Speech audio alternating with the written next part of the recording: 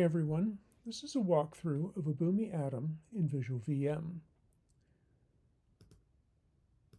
When you open a Java application in VisualVM, the default view is the Overview tab.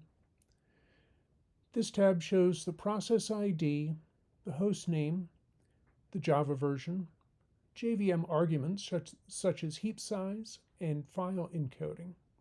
For Boomi Atom, the JVM arguments also include the default read timeout value and any other arguments that might be provided in the Atom VM options file.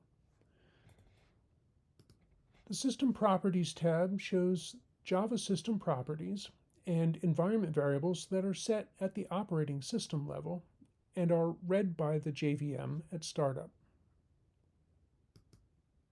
The Monitor tab shows 4 graphs: CPU utilization, memory, classes, and threads. The memory graph has 2 tabs, one for the heap and one for the metaspace, which is non-heap memory. The heap space graph might show that the atom does not use all of the allotted heap space. This is normal. The heap space graph will show used memory slowly increasing, then dropping back down suddenly.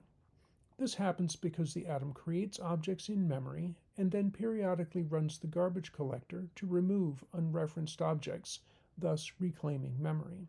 This is the normal operation of the atom. The Threads tab shows different threads of execution that an atom runs. This includes threads for Boomi processes, though you will not see them named in a recognizable way. Obviously, the more processes that are running, the more threads you will see in this tab. The Sampler tab can be used to review objects in memory, but this requires an in-depth knowledge of Java classes and objects, a topic for developers perhaps, but not for this video. The MBeans tab is only visible if you have the MBeans plugin installed in VisualVM. Let's take a look at some of the more useful MBeans for a Boomi Atom. In the com-Boomi container services MBean, in the config object, you will find various attributes of the atom that VisualVM is attached to. This object shows a list of the basic attributes of the atom. The config object has only basic operations for listing and reloading the container properties. The container controller object has only a few attributes listed, but it has some interesting operations that can be invoked from VisualVM. One is the dump all threads operation.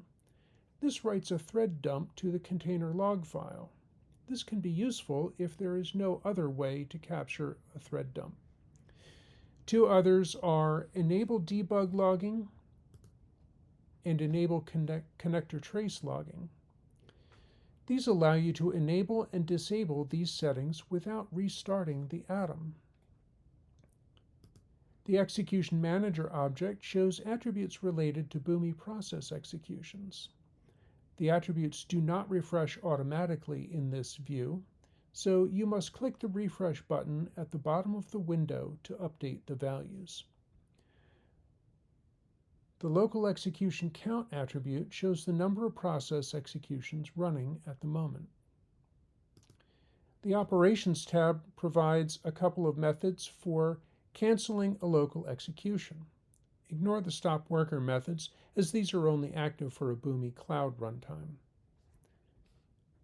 That's all for this quick walkthrough.